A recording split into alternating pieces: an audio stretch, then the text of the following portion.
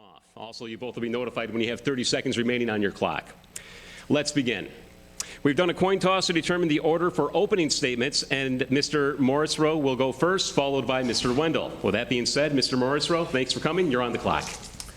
Thank you, Jason. Esteemed panel, your colleagues, and our family members who are here, and all of you in the audience, both on the radio and on the internet. Thank you, Mr. Wendel, for being here. Wouldn't it be great if Chautauqua County could just do better? Be more financially stable?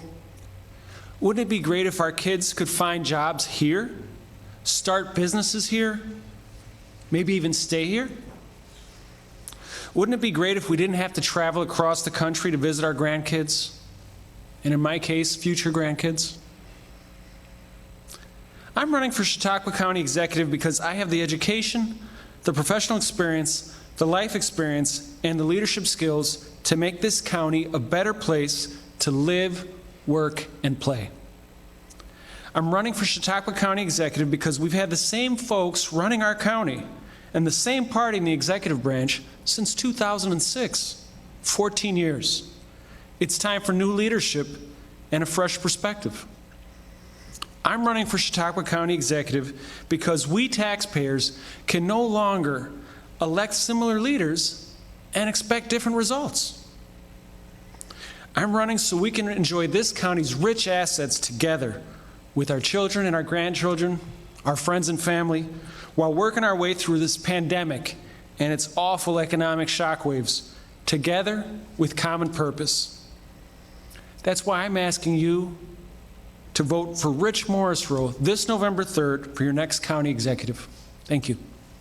Thank you, Morrisroe. Mr. Morrisroe. Mr. Wendel, you're on the clock. Thank you very much. Thank you, everybody, for having me tonight. Good evening, and thank you for allowing myself and Mr. Morrisroe the opportunity to be with you here this evening, and those of you on the internet and listening on radio. I'm County Executive P.J. Wendel, and I would like to share my vision and passion for Chautauqua County. As your county executive, I've taken a proactive approach to engage local leadership from cities, towns, and villages, along with the village and town DPWs, our law enforcement, our local EMS providers, to facilitate dialogue and guidance throughout this COVID crisis.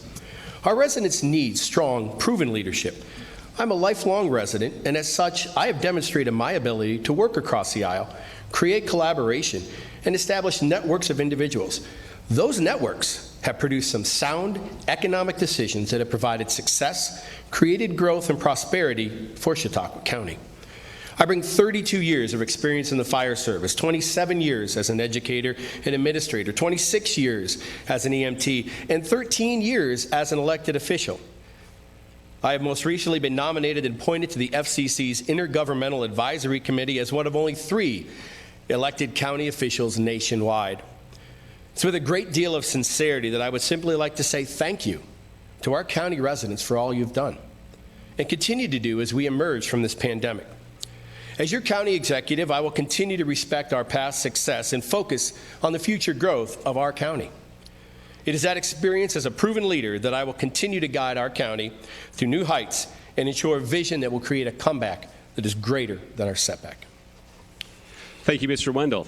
We'll move on to our first question, and this is the only question that was provided to the candidates ahead of time. And the question is, the novel coronavirus has had a significant impact on the economy, and that will likely continue throughout 2021, creating financial stress within county government. What is your strategy for preparing for and addressing this stress, not just in 2021, but also looking beyond and crafting a budget for 2022? And we'll begin with Mr. Wendel. You have 2 minutes. Thank you. Or 90 seconds, rather. I apologize. Okay, thank you. COVID-19 is a long-term problem that's entering 2021 and potentially 2022. That needs to be addressed with a combination of global budgetary constraints, shared service, New York State modifications to unfunded county mandates, and additional federal relief to our municipalities. Without a holistic approach to providing efficient, effective public services, a community will not be able to adapt to what will be our new normal. So here are my 3 strategies. First, to continue my bipartisan COVID finance team to maintain an oversight of our budget, making sure the expenditures are intact, and to make sure that we and I create a team to look into ways we can reduce cost and form collaborations within county departments to reduce cost. Secondly, I will entitle and continue the outreach of the IDA to utilize the $10.5 million that's been provided by the Economic Development Administration to get our local businesses, both big and small, through COVID. And lastly, I'm going to be part of the NISAC Blue Ribbon Commission that will redesign state and local services, unfunded mandates. We're going to look at things like community college, gaming, Medicaid, public health, public safety, social services, transportation, and infrastructure. These are the things vital to maintaining stability in our finance and our budget for the future of Chautauqua County. Thank you, Mr. Wendel. Mr. Morrisroe, you have 90 seconds. Thank you, Jason. Continuing down a path of more spending and higher taxes is unsustainable unless we shift directions, lower operating costs, and grow our tax base. We were in trouble in this county before the pandemic hit us. We've been losing population for 40 years, losing jobs, losing tax base. That has to stop. The pandemic and the shutdowns instituted to contain it just made things worse. Now, my opponent argues that he's more qualified to be county executive because he was a legislator for 8 years and 5 years before that in Lakewood Village government. During those 8 years, he voted to sell county assets, and he voted on budgets that burned through the proceeds of those sales. He voted for a property tax increase in 2015, and he voted for a sales tax increase in 2019. But what did he do to change the way we do business? What did he offer as a legislator to improve our economic environment? Now, he just issued a budget that sounded good, but it wasn't realistic. And it was up to the county legislature, led by Chuck Nazaro, to fix it, to make it more realistic, and to make budget amendments. If I'm in place as county executive, I would conduct a department-by review, not just with the department heads, but with the rank and file employees. I would streamline services and expenses and piggyback, whenever possible, with our municipalities. You have to support the existing businesses and the local entrepreneurs by coordinating the efforts of the IDA, the Fredonia Incubator, the Small Business Development Center at JCC, and the Chamber of Commerce. Thank you, Mr. Morrisroe. You do have 60 seconds you'll be able to follow up on if you'd like, but in the meantime, we'll shift back over to Mr. Wendel. You have 60 seconds. To rebut his statement? Yes. Okay. Well, certainly, what have we done in the last 8 years as my position on the legislature? What we have done for 5 of the last 6 years is reduce our property tax rate to the tune of saving our taxpayers $5.5 million. One of the things I was instrumental in providing and creating, along with our public safety division, was our fly car program here in Chautauqua County that has saved lives. People are alive today in Chautauqua County because of what we've done. We've also initiated agribusiness, and we've supported the promotion of agribusiness here with Empire State Brands. We've reached out, we supported a study, and now that vision is coming to fruition with the sale of property that will create a hops production and distribution center in Chautauqua County, capturing more than the 95% of the market that's captured in the Pacific Northwest. We want to bring that here to Chautauqua County to develop the agribusiness. Those are the things that we have done and I have done as a member of county legislature. Thank you, Mr. Wendel. Mr. Morrisroe, you do have 60 additional seconds. Thank you. I do applaud the county for what it's done in the past, but the whole point of my running is that I believe we can do more and we can do better. We can do more targeted marketing for homeowners and new businesses. We can do more infrastructure improvements, and we can do an improved integrated workforce development that cuts across the different silos: economic development, education, technical skills, trades. If this pandemic takes a turn for the worse and tax revenues plummet, which God forbid happens, then we need to revisit collective bargaining agreements. And any proposed deferrals or pay reductions I seek will be matched by a reduction or deferral in my own pay and those of my appointed staff. If I'm asking someone to sacrifice, I'm asking all of us to sacrifice. Lastly, I'm a Democrat, and I don't like to play partisan politics, but frankly, in New York State, it's a blue state. Democrats control the governor's office. They control the legislature. I have the connections over the last 23 years of living in Western New York with Democrats in Buffalo, in Albany, to bring more resources to this county. Thank you. Thank you. We'll move on to our next question, and that will be asked by Terry Frank. Terry?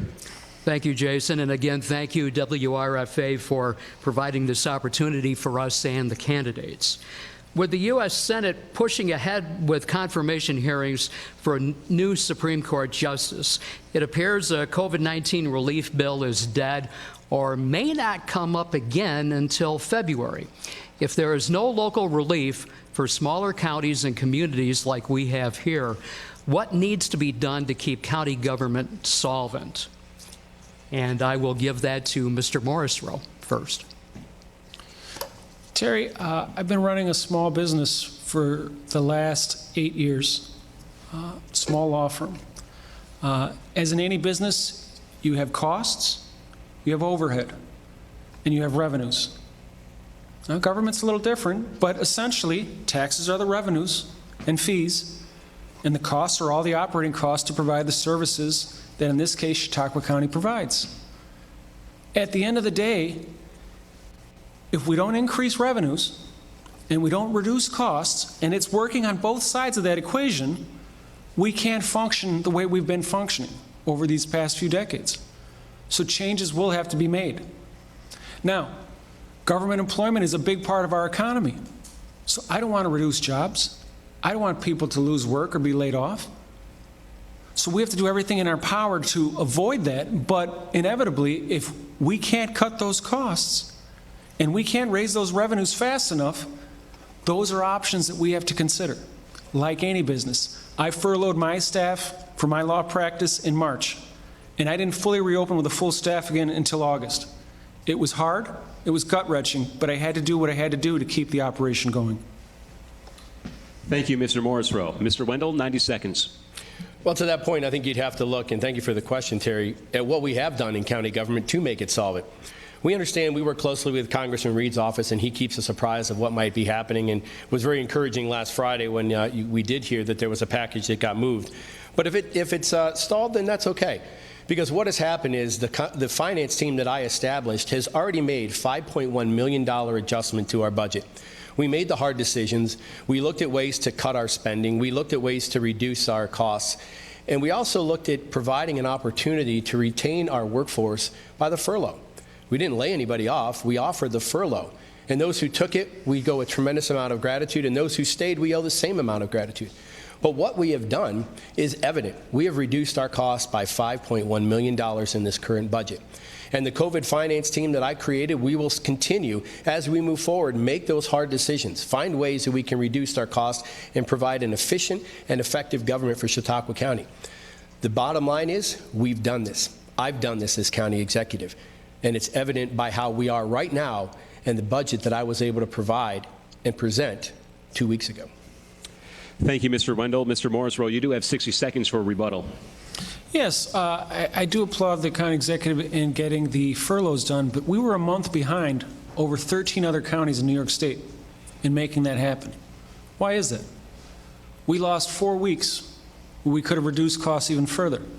13 other counties did better and did faster than we did. And it's a step. The other question I have is, how are we able to reduce $5 million in expenses within a few weeks? What that leads me to believe is the way we're running government operations right now is inefficient. We have to look deeper to make real changes. Otherwise, all we're doing is moving the shells around on a piece of paper and on a spreadsheet. That's insufficient. Thank you, Mr. Morrisroe. Mr. Wendel, you do have 60 seconds for rebuttal. Well, the 13 counties that he's referring to are 13 counties that are in a much more physical, dire strait than we are. Throughout this entire pandemic, I was involved in conference calls that were nightly, 7 p.m. to be exact, with leadership across New York State. And I listened intently every time we had a conversation. And I came back to my finance team the next day and said, this is what I'm hearing. Where do we stand?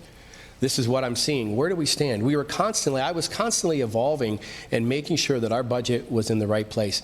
I rely on an award-winning finance team. We have a nationally accredited award that team won based on financial planning. I relied on them, and we were able to make those tough decisions and put us in a place where we are right now and maintain a good budget and a sound budget where we have not had to borrow anything thus far in this COVID crisis. Thank you, Mr. Wendel. We'll move on to our next question. That'll be asked by Justin Gould. Justin? Jason, thank you, and thank you again to WRFA. With many communities consolidating services around the county, what county level services could be consolidated to help with some of the budgetary issues caused by COVID, but without hurting services. Mr. Wendel. Well, thank you. And it's a good question, Justin. And one of the things that we started as I became county executive on January 2nd, actually that night, Mr. Nazzaro reached out to me and said, we have some ideas that we're looking for in our departments, especially Health and Human Services, how we can combine our forces. One of the things that I've reestablished is what we call our Human Services Cabinet. What that does is that brings our probation, health and human services, mental hygiene, OFA, Office for the Aging, and veteran services, bringing them together to create dialogue, to find out ways that we can collaborate on efforts and do the best we can for our residents. The other piece we're looking at is some back office costs. Can we do more in our billing areas? Can we create and generate more revenue? Are we letting things slip by with our billing? So to establish a more streamlined process for our billing, to create that dialogue among departments is going to be vital and critical as we emerge. These are things we've already started, and I've made the initiative to begin as county executive. We're going to continue that into the next budget year. Thank you, Mr. Wendel. Mr. Morrisroe. Yeah, I'm going to start that by taking a different approach. If any of you cut your property tax bills and you start to slice and dice them, the biggest property tax bill we have as homeowners and as business or property owners, I should say, is the school tax.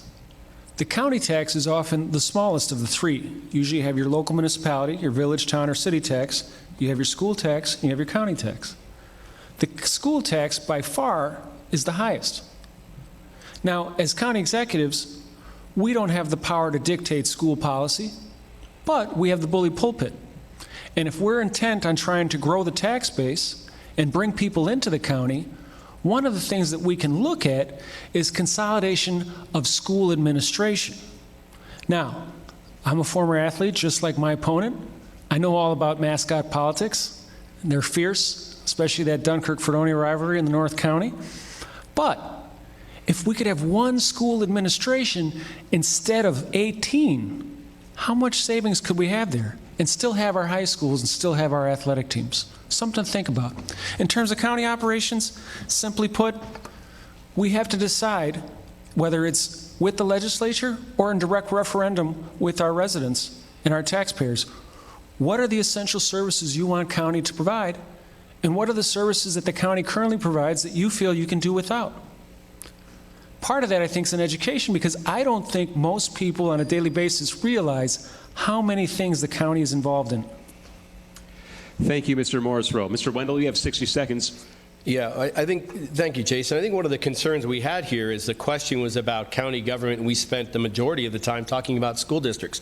And the consolidation of school districts and their administrations is dictated by the state of New York, more so also the state education department. So although the county executive, we could influence that, but it's really not possible. That's dictated by the state. But I think the most concerning phrase that I heard there was the bully pulpit. I think one of the interesting pieces and something that I can stand proud on is my ability to create a unity of effort, to work across the aisle, not to use a bully pulpit, but to sit down and create dialogue, to discuss with people, to create differences and air those differences in a way we understand and come out of this better and come out of this ahead and progressive at the end of the day. Mr. Morrisroe, you have 60 seconds. Einstein once said, "Imagination is our friend, knowledge is our enemy." It isn't about what we can do, it's about what we're not doing. If school costs are our highest tax bill, our highest cost of government, and county executives, through their IDAs and economic development departments, are charged with bringing more economic activity, more businesses, and more property ownership into this county, then why can't we address that issue? I understand, I'm a lawyer. I understand legally we don't have the power to dictate that. I'm not saying that. I'm all about collaboration across all boundaries, not just the political aisle. And that's what it's going to take. Oh, and by the way, relationships in Albany matter. I have those. We can make it happen if we have the will and the imagination. Thank you, Mr. Morrisroe. We'll move on to our next question, and that'll be posed by Terry Frank. Terry? Thank you, Jason. I did want to stay on consolidation for a moment, because this has been a topic politically that has come up a number of times in the past couple of decades. Former Jamestown Mayor Stan Lundeen, the city where we're doing this tonight, headed up a commission that was involved in consolidation in ways to make it easier for schools and communities to try and consolidate government. We haven't seen a whole lot of that. We haven't seen it in Chautauqua County. Yet we have all these jurisdictions, all these layers of government that people are paying for. And I wanted to go to P.J. Wendel first because I know there was a lot of discussion in Lakewood when you were on the village board regarding consolidation and possibly dissolving the village. Where do we go with this? Well, thank you, Terry, and thanks for recognizing I was a vital part of that with the village of Lakewood. And one of the things people have to realize is as we progress through this, these are all been voter referendums. So although people sat and talked and discussed a great deal what they wanted in as far as the reduction or the dissolution of the village, at the end, it was a resounding response from the village residents. Now, you bring that point up, and it's an excellent point because a year or two ago, we looked to have one of the most significant consolidations that was ever going to be produced here in New York State. I felt very confident that it was in the Horrigan administration, a few more years ago, that we were going to be able to capture a $20 million grant. What we were looking to do is dissolve and unify the village of Sinclairville, the towns of Gary and Charlotte, combining and moving into an administrative building at Casadega Valley School. I supported this, something that I thought was going to be incredible, and that would have been the first time in 200 years we would have dissolved a town, which is something that the state has been based on. Village government has been added based on the referendum, the belief and the idea of the residents asking and wanting more services. So that's how our villages are created. But inevitably, this has always been brought out to the public, and the public has the outcry, but at the same time, the public has voted, and they've asked to keep things where they are. But we will look at these things, and we already had a consolidation meeting back in January with the town supervisors and village mayors. And we brought everybody together, and we have very vibrant talks, and we're going to continue those talks now as we emerge from COVID. Thank you, Mr. Wendel. Mr. Morrisroe, 90 seconds. Sure. So I saw some of this in Erie County in my years living there before relocating to Dunkirk. And I believe Kevin Gaughan was spearheading a lot of reducing the size of village and town governments. And some successes were had, and there were some failures. I think the biggest challenge we have as government leaders is convincing people, and it's a matter of sales, it's a matter of education, and it's a matter of working through the issues, that you can still have your identity and yet have a different form of government. Because at the end of the day, we're going back to a system of government that goes back 200 years, when people were moving around on horse and buggy, much like our Amish friends still do now. But the world's changed. So we can still have a voice in government and do government differently, and yet still be called Lakewood, still be called Dunkirk or Fredonia, but have a different way of providing these services. And the county can take a leadership role in that and be a conduit and an advocate for state and federal resources to incentivize those conversations and ultimately those referendum votes. Thank you, Mr. Morrisroe. Mr. Wendel, you have 60 seconds. Well, certainly. I think we'll probably hear this throughout the evening as reference to Erie County, but the problem is this is Chautauqua County, and the position is Chautauqua County Executive. What we've done, and I've reached out across aisles and towns and villages, and we created a lot of great dialogue. In fact, one of the things we talked about is a housing authority corps. We're also looking at streamlining our county code enforcement. It's actually in towns and villages and very incremental in different areas. But what we're looking to do is streamline this to have one unified system of code enforcement here in Chautauqua County. And as COVID was evolving, we noticed this was a problem. As people were doing more and more home projects, we realized that the code enforcement officers were being a little inundated, and some were not able to meet as regularly as they were. So this effort has spearheaded, and we're going to continue to move. It's a very logical and a very cost-effective savings for all of our towns and villages, and the county has been spearheading that effort. Thank you, Mr. Wendel. Mr. Morrisroe, you do have 60 seconds. Yeah, first of all, I know where I live. I chose to move here to Chautauqua County. I moved my family here. You were a kid. Your father moved the family here. You had no choice in the matter. I did.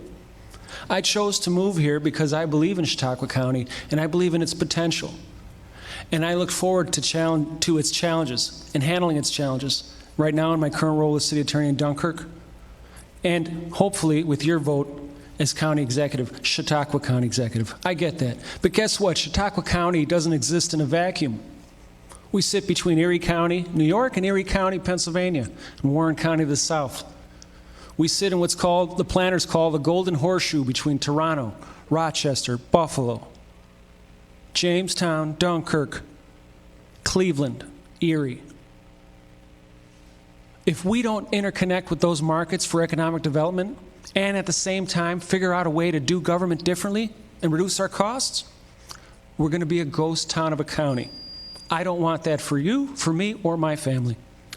Thank you, Mr. Morrisroe. And because Mr. Wendel did get to answer the first two questions, we'll let Mr. Morrisroe respond to this question as well as the next one first. So with that being said, Justin. Speaking of ghost towns, since 2010, Chautauqua County has lost about 5% of its population. Why is that, in your opinion, and what could you do to address it? Well, again, I'm a Rust Belt boy born and raised. Lake County, Indiana, Erie County, New York, and Chautauqua County, New York.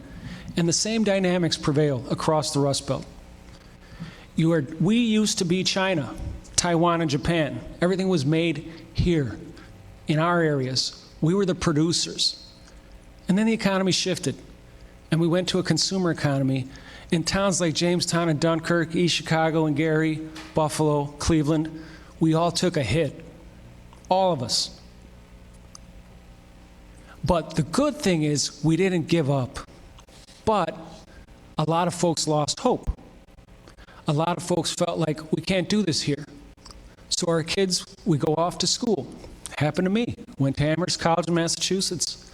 I never went back to East Chicago to live. I visit all the time. I love it. I'm proud of being from there. I'm proud of living in Dunkirk, New York. I was proud of living in Buffalo, New York. But they all took a major hit, and it's a psychological hit that we have to address first. And as leaders in government, we have the opportunity to address those issues. Because if we don't fix this, then all the other efforts that Mr. Wendel and I are both trying to do and will try to do will be for naught. We have to get over that psychological barrier. The Rust Belt is going to be the new Southwest and the new Tampa, especially with climate change, by the way.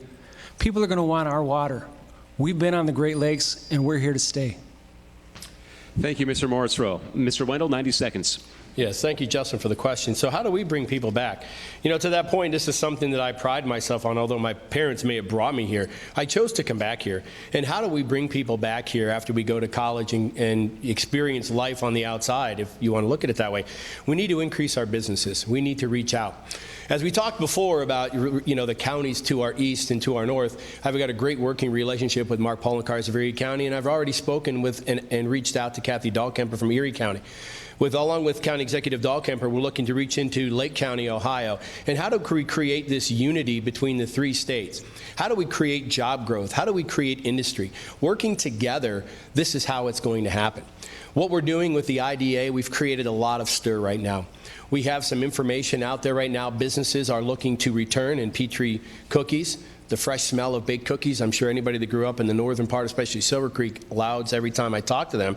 But the other thing we're doing is, in that process, we're reaching out to businesses and bringing them opportunities here in Chautauqua County. After the Amazon piece, where they're looking at 2 of our properties, we've had 4 other businesses reach out and look at property here in Chautauqua County. We have one of the largest real estate firms marketing Chautauqua County properties to bring those businesses back. That is our goal. Myself, the IDA, and the Partnership for Economic Development will bring those businesses back to get our residents back and to keep the children that we have here and wanting them to return after college, if they were just to return and not to go. Thank you. Thank you, Mr. Wendel. Mr. Morrisroe, 60 seconds. Yeah, we have a few barriers there. Again, the problem is that over the last few years, we've just swung for any potential job or any potential employer. Do we need jobs? Yes. Do we need new businesses or to grow businesses? Yes. But the type of jobs and the quality of jobs is important too. We have to attract living wage jobs that people can actually raise a family on. And we have to attract the kinds of jobs that people who graduate from college or trade school want to actually do.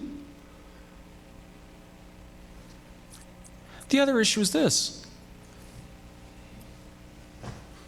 We have to focus on what the future holds. Those economic engines of future growth, not what we did 20 years ago, 50 years ago, or 100 years ago. we have to look forward. We can't look backward. We have a wonderful history in this county, but we need to have a wonderful future. And that's what I'm here to try to create. Mr. Wendel, you have 60 seconds. Well, to that point, again, I think one of the things that, to come back to, we're talking about, I guess trying to change our psychology. I'm running for county executive. I don't claim to be a psychologist, nor to be able to change the psyche of our residents. But what I am going to do is provide hope. We are going to bring those new initiatives back. We are going to bring the new businesses back. We talked about the jobs we need. I have been to factories throughout Chautauqua County, whether they're here, Rand Machine in Falconer, who had a tremendous turnaround in Falconer, Jamestown area. They have openings. Blue Bunny has a $5,000 sign-on bonus and $25 an hour, and they're still advertising for jobs. When Senator Borrello, county executive, then went out and looked at 100 businesses, they found over 700 jobs with good living wages here in Chautauqua County. We need to make sure that we get the right people into the right jobs, and we make sure we get people that have a sustainable wage so they can provide for their family and stay here in Chautauqua County. Thank you, Mr. Wendel. We'll move on to our next question. That'll be asked by Terry Frank. Terry? Thank you, Jason. I did want to stay on development for a moment because Amazon's been talked a lot about in New York State as well as Western New York. My first question regarding that has to do with how far and how much do we give up to get an Amazon in Chautauqua County? I'll pose that to Mr. Morrisroe first. Terry, thank you. That's a great question. How far and how deep? Let's take it a step back. Remember a couple years ago when Amazon did the big East Coast HQ or second HQ push, and it was essentially a race to the bottom.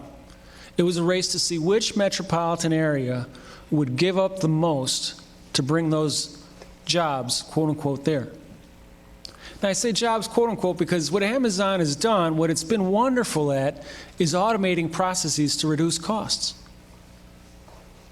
They talk about 1,000 jobs at a center, but their fulfillment centers they have now, 50% of the work is being done by robots. What's to say that won't be 100% in 5 years, 6 years? So one of the things the IDAs can do, if Amazon indeed does want to come to Chautauqua County, if they want to be located here, that gives us leverage. Pilot agreements are contracts. We can negotiate that. I happen to deal in contracts all day, every day, both as a city attorney and in private practice. We have the power to seek leverage and say, okay, yeah, we'll give you that tax abatement, but I want to guarantee that those 1,000 jobs will exist 5 years from now, and I want to guarantee that they're going to be paying at least $15 an hour. Oh, and by the way, if you can't guarantee that, I want to put $500,000 a year into a fund so that we can fund roads and bridges repairs and endow that. Those are things that we can actually do. Erie County, New York is doing that. Many IDAs aren't. We can do that. Thank you, Mr. Morrisroe. Mr. Wendel, 90 seconds. Yeah, well, it's a great question, and I think the thing we have to realize, and the term that's kind of out there is, we don't want to throw the baby out with the bathwater. As I've lived here in this community, I listened to the pilot program they wanted, and I listened to the concerns of the school districts and the towns and villages when they wanted to develop the Lakewood Village Center. And it's that knowledge of those pilot programs and the concerns that they've had to all taxpayers to make sure that we do that in a way that is effective and both beneficial for not only the county, but the towns, the villages, and the school districts as well. There's a lot of great opportunity here in Chautauqua County. But one of the things that we need to do is we need to have solid work. We need to look into the opportunities that are there, but we can't give everything away. We need to sit down with the developers. We need to be very frank. We need to tell them what they are. We need to discuss the options, and we need to hold firm to the value. And as my opponent said, we need to hold them accountable when they develop here in Chautauqua County. I don't know if there's any business can guarantee in 5 years that they're not going to have some sort of automation. And I know I've talked to people here in Chautauqua County, and automation has been very effective and been able to retain jobs as well. But I think what's really need to be cautious on is giving away too much, and that is something that I've been part of, listening to and being involved in government in the past, making sure we don't enter into those pitfalls again. Thank you, Mr. Wendel. Mr. Morrisroe, you have 60 seconds. Yeah, well, there's something that we've talked about in previous debates that I think is an important element of this too, is oftentimes when people think of economic development, they're thinking of bringing outside investment in. We have a lot of potential investment already here, but it's a matter of fostering it It's a matter of connecting it, and it's a matter of connecting people to the right sources of capital, mentorship, and professional services. In my private practice, I'm setting up businesses at least once a month. In Dunkirk, a city that supposedly was a ghost town, but new businesses are opening up. They're renting storefronts.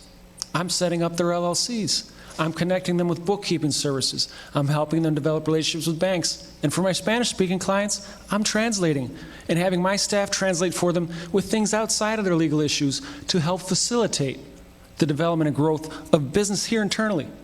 And Mr. Wendel's right. When his predecessor went around and found out that there are a lot of available jobs, that's only going to be a bigger issue because we have a generational shift happening. A lot of folks are retiring. So there's going to be jobs to fill that are already filled, in addition to the ones that are already empty. Thank you, Mr. Morrisroe. Mr. Wendel, you have 60 seconds. Certainly, one of the things that has happened throughout this entire process, and one of the things that began when I first took office, was sitting down with the IDA, working hand in hand with Mark Geis and Rich Dixon, and they both said, hey, we're going to create some dialogue. We're going to get out there and we're going to look at distressed businesses or businesses we feel are on the bubble. So to the explanation of what Mr. Morrisroe had said is we invest locally. We're doing that. We have reached out to local businesses that may be in distress. How do we offer you opportunities? We sat down with Jamestown Steel here in the city. When they talked about leaving, they're staying. But we sat down with the BPU, we sat down with the county government, we sat down with leadership across the county in Jamestown, New York, and we said, what can we do to keep you here? And those ideas have been working. That's the idea. The criticism of the IDA is the lack of development of jobs. The IDA in the last year has retained over 900 jobs here in Chautauqua County. So we are investing and reinvesting on the businesses here locally, and it's been very productive thus far. Thank you, Mr. Wendel. Let's move on to our next question, and that'll be asked by Justin Gould. Justin? Jason, thank you. One of the big obstacles for some of these companies to hire could be traced back to the opioid epidemic. How would you and your administration handle assisting the community at large to deal with the problem in Chautauqua County? Mr. Wendel? Well, thank you, Justin. First of all, that's something that I guess kind of triggers a response to me because, you know, this is something I'm involved in. I have used Narcan. I have saved lives in this opioid epidemic, and it is a critical incident. You know, I listened the other day on the radio in my vehicle, and I listened to 2 overdoses in the same block in the city of Jamestown. This has to stop. I've sat down with Pat Brinkman. We've started working and collaborating with the Mental Health Association and Steve Cobb, and we need to get out there. We need to be more aggressive as we approach this. I've worked with Dr. Burke. I've been part of the first opioid conferences that we had way back at the Chautauqua and Suites, but we need to be better. We need to be more. We need to be, in a sense, we need to get out there and shake the trees. We need to make sure people are educated. We need to make sure that people have the right knowledge and education. We need to make sure people have that safety net. Narcan, when I first started working at the hospital over 20 years ago, was something only prescribed by a doctor. Anybody walking down the street after proper training can use Narcan. Narcan saves lives, but we need to be more aggressive. Combat Addiction CHQ is a great start, but we need to do more. That collaboration I've asked for, and I'm going to continue as county executive because I see what happens.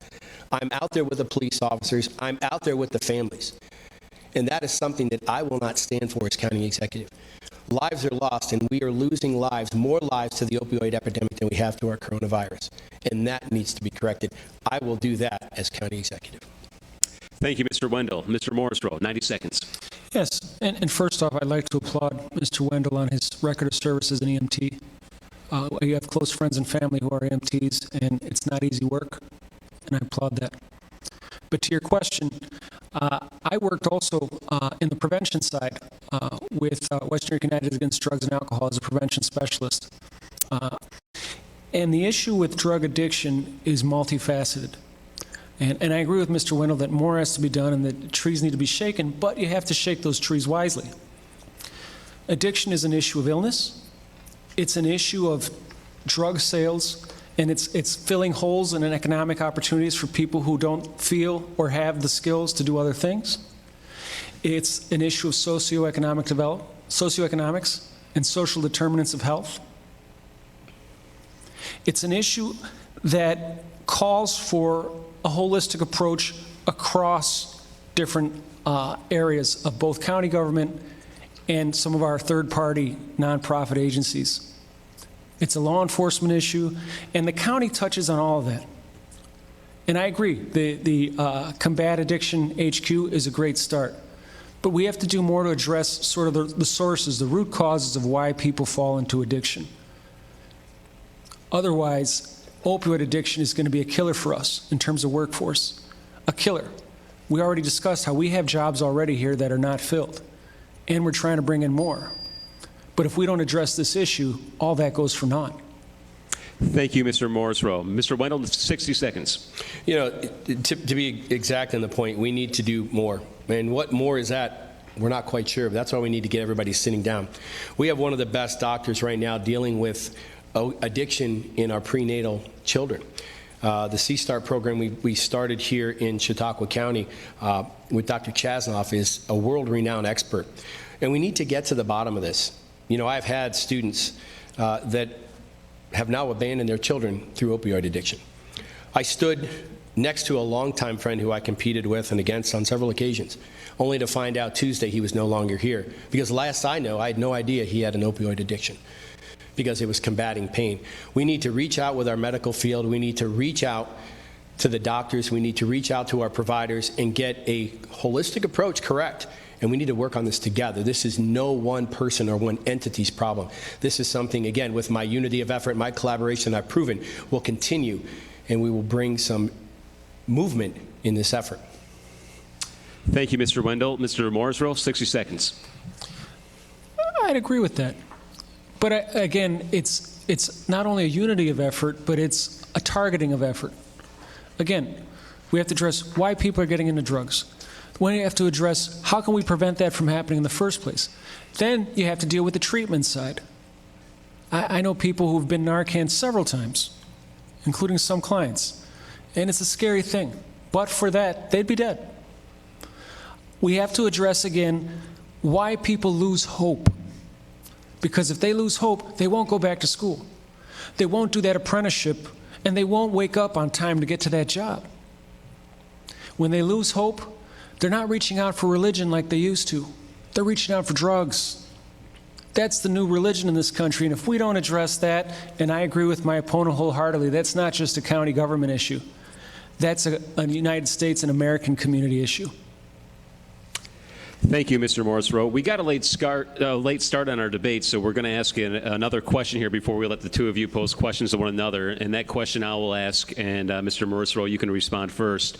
We'll talk about Chautauqua Lake, one of the biggest economic generators for Chautauqua County. What do you think defines a healthy Chautauqua Lake, and what would be your strategy as county executive when it comes to the health and maintenance of the lake? And you do have 90 seconds. Thank you. The lake is a tricky issue because you have so many interest groups wrapped around that lake, and you have so many different points of view. There's not an easy one-size-fits-all solution. But from what I gather, there are steps and algae management tools in place already. What seems to be is there's an imbalance in terms of what tools are used and how much and where. In terms of whether you're doing the physical raking, the herbicide treatments, or some of the prevention steps that are promulgated by some of the Fishermen's Alliance and also the Chautauqua Watershed Conservancy to try to prevent things from going into the lake in the first place that create these algae blooms. So it's a balancing act. And one of the things that I believe the county can do a better job of is taking a leadership role in balancing those interests. And ultimately being a lever as both a funding source as part of that Chautauqua Management Alliance to work with the other funding sources and say, hey, we pull the plug on funding if you guys can't get together and compromise. There's going to be some level of herbicide treatment, there's going to be physical raking, and there's going to be prevention efforts. And it's going to be trying to find common ground on those interests in order to find the right balance, because that lake is vital to our culture and our economy in the southern part of this county. Thank you, Mr. Morrisroe. Mr. Wendel, 90 seconds. Well, thank you. And the lake is a big question. And I think something that needs to be pointed out again is this is something I have been working on. I've living here for 43 years. I've lived very close to the lake for the last 30, and this has been a huge concern of ours. You know, one of the things that has already been taking place is we have created some leadership roles. Right now, we have an opportunity with the Jefferson Project. If you go out on Chautauqua Lake right now, you'll see two floating. They almost look like doghouses. They're vertical profilers, and what they are doing is bringing solid scientific evidence back here to Chautauqua County. One of the things I've started in an initiative I've formed right now, and we're working in collaboration with Chautauqua Institution and the Alliance and our other partners, the CLP and others, is to create a scientific research center here on Chautauqua Lake, bringing the likes of the Jefferson Project, Dr. Bullajon and Bowling Green State University. We're going to bring in NC State already came up this year, but who else would like to come here to Chautauqua County and do inland lake or shallow lake research? The Friends of Lake George have been an integral part. We've reached out to them.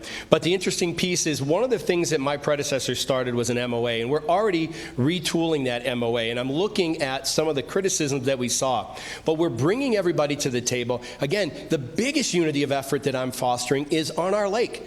There are partners that don't. And my opponent has said something we could do figuratively. We're already doing it. This year we posed the question. We needed GPS on the Chautauqua Lake harvesters. If that didn't happen, they wouldn't get their funding.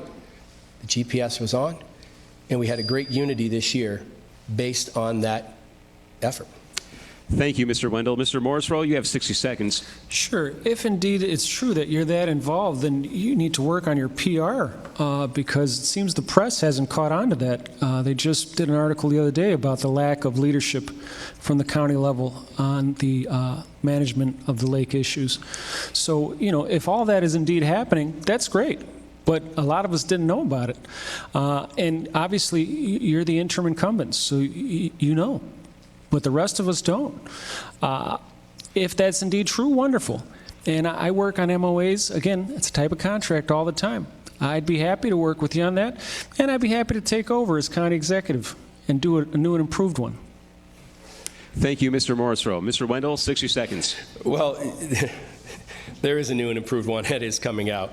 You know, that's one person's vision of a lack of leadership, but the problem that's been happening right now is the press that does go to Chautauqua Lake. Sometimes it's one-sided. One group comes out, puts out their findings, and discredits the other group. One of the things that I'm going to do is put that to a rest. If our groups want to be part of this new MOA, MOU as we evolve, that will stop. We cannot have people battling and using the Post-Journal or the Observer or Buffalo News or trade magazines on fishing to create their diversity and create the division that is happening. That's happening.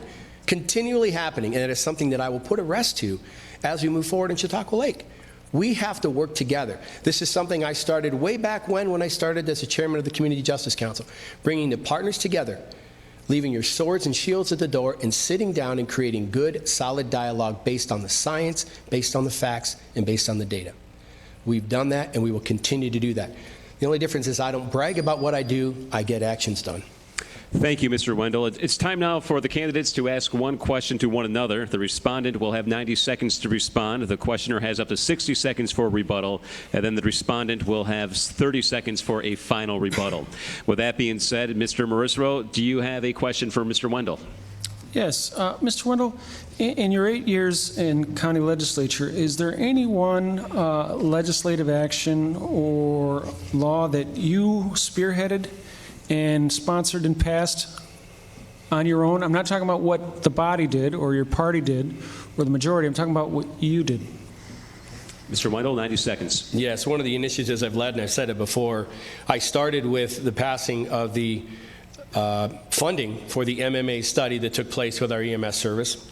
And along with that, because obviously many others jump on board because we find out what we're doing is a great initiative. The next piece I spearheaded, to the point several members had said this throughout the time ad nauseum, we've heard you, Mr. Wendel, we hear your concerns, was our fly car system. I can't say enough about that. That is something that we have created, that I spearheaded, based on a model that we had here in the county before, and it stopped. It wasn't as vibrant. We brought that back. Lives are saved here in Chautauqua County for that effort. So do we need to applaud ourselves by passing bills and having our names attached to something? I think one of the things we need to focus on is what we do, how effective we are, and what that effectiveness is in the long run. Our fly car system is something I'm very proud of. A lot of us worked on it together, but without my efforts and the constant discussions we had at public safety, it was falling on deaf ears. And some people were actually saying because it wasn't cost effective, maybe we need to revisit that. We still challenge the cost every year, and we're still working on that. But the bottom line is that initiative saved lives. And that's something I could be very proud of as a legislator in Chautauqua County. Thank you, Mr. Wendel. Mr. Morrisroe, you have 60 seconds if you want to rebut.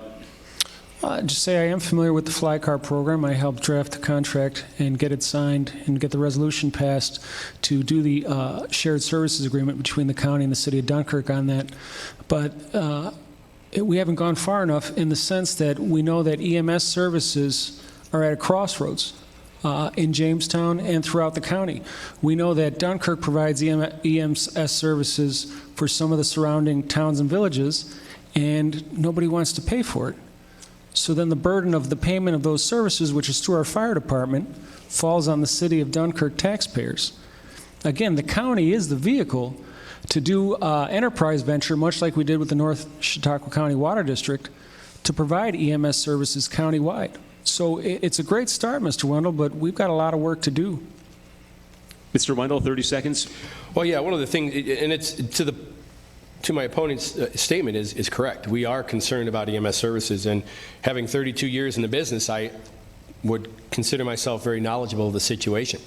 You know, one of the things that we have to ask ourselves is, do residents want to pay for that? Do they want the county to take that over? And one of the initiatives we fought for, and I will continue to fight for, especially now with my close contacts with Senator Borrello and Assemblyman Goodell, is for the ability for our volunteers to be able to charge back for their calls. That's something that's been stalled on the Public Safety Committee for NISAC. This is something we initiated, and we're going to continue that push to take care of our volunteer agencies. Thank you, Mr. Wendel. And now you do have an opportunity to ask a question of Mr. Morrisroe if you would like to. Mr. Wendel? Certainly.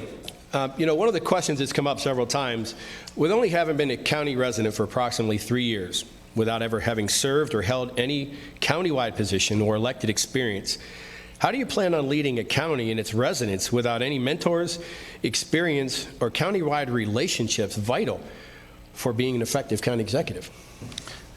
You know what they say about assuming, don't you? Right. So I've been here for 3 years, but I've been in Western New York for 23 years. And in my 3 years, I jumped in to Dunkirk government, and then from that, Chautauqua County issues with both feet. I brought a business here. I relocated my family here. I relocated my sons into Dunkirk High and JCC, respectively. I have plenty of relationships, and I happen to have one of the most effective public officials as not only my boss, but my mentor and Mayor Wilfred Rosas. I have relationships with Mayor Sundquist, former Mayor Teresi, and former County Executive Mark Thomas, who was the one that originated that group with Human Services working across the various sub-departments within Human Services. It was your party and your friends in government under the Edwards administration that killed that. And it hasn't been going since. So I'm glad you reopened it. But to your point, I've been a leader my whole life. I've led businesses, I've led nonprofits, I've led government departments, and I've been in the executive branch now between Buffalo and Dunkirk for the last 4+ years. Mr. Wendel, 60 seconds if you'd like to use them. Well, certainly. I think one of the key pieces is what we've talked about, or what my opponent just responded to. If you'll notice, all of his mentors were one-sided, all from his party. I've sat and talked with former County Executive Thomas. I've also talked with Mayor Teresi on several occasions. I work closely with Mayor Sundquist and Mayor Rosas. To me, I don't look at people in my party, I look at everybody. I go through the 27 towns, the 2 cities, the 13 villages here. I've reached out to all of our county leaders, the town and village mayors. First it was every night, then it was 3 times a week, then it's now once a month. And I sit down with a dialogue, but not only that, but I'm also talking with the DPW workers, our highway supervisors, who are out there on the front lines listening and hearing their residents just as well. So I bring a unique parallel of unifying and an experience of 43 years in growing and fostering those relationships throughout my lifetime that will bring me effective government as your county executive. Thank you, Mr. Wendel. Mr. Morrisroe, 30 seconds. Sure. So I'm a city mouse. I'm a city resident, born and raised, lived in 3 different cities. cities happen to be, for the most part, Democrats. So that's where most of my political relationships emerge. That said, I work closely with Senator Borrello, I've worked closely with Assemblyman Goodell, and I've worked closely with your predecessor when he was county executive. I sat and had lunch with him in your main room there on the 3rd floor. I work across the aisle too, and here's the thing. I sit on a hybrid. I'm a hybrid in race, I'm a hybrid in cultures, I'm a hybrid in languages. I work across the aisles by nature.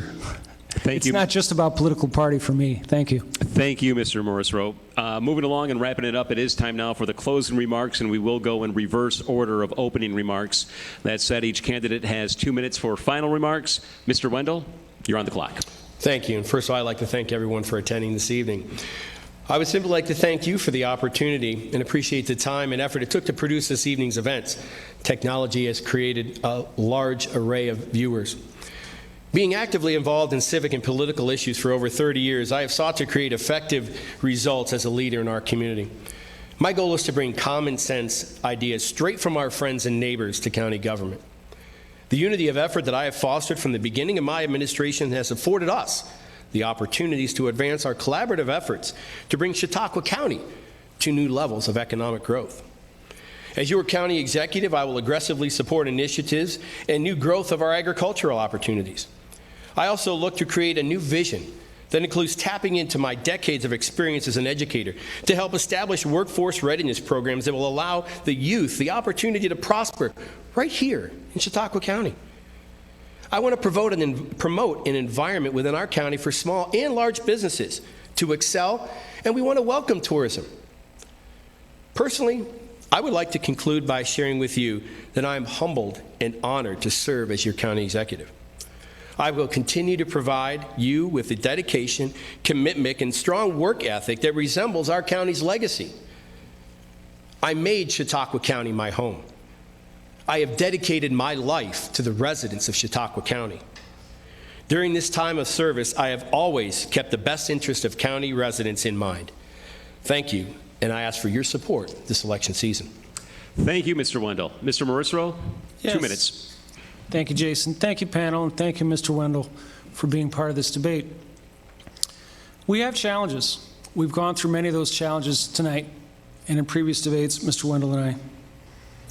However, Chautauqua County has some unique natural assets and some neat existing infrastructure, starting with the lakes. Lake Erie, Chautauqua Lake, Finley Lake, the Cassadaga Lakes. Wonderful. We've been blessed. We got rolling hills and fertile fields that yield grapes, dairy, and all sorts of produce. But I've spoken to farmers that have told me that the best prices they've got for that produce was 30 years ago. Something's got to give. We can do better. We have 2 cities with rich, proud histories of production, manufacturing, Dunkirk and Jamestown. The steam engines, steel, and food production in Dunkirk, and in Jamestown, furniture, engines, and much more. We have a great community college here at JCC with its nice satellite campus there in Dunkirk, and we have a wonderful state university in the village of Fredonia. But imagine for one moment if we could do better to leverage those assets, attract new people, new money, new jobs, new tax base. Imagine if we could overcome the barriers that people in our community face to steady employment, to drug addiction, as we discussed, and to owning a home. Imagine what we could do to invigorate them, to light that fire of hope.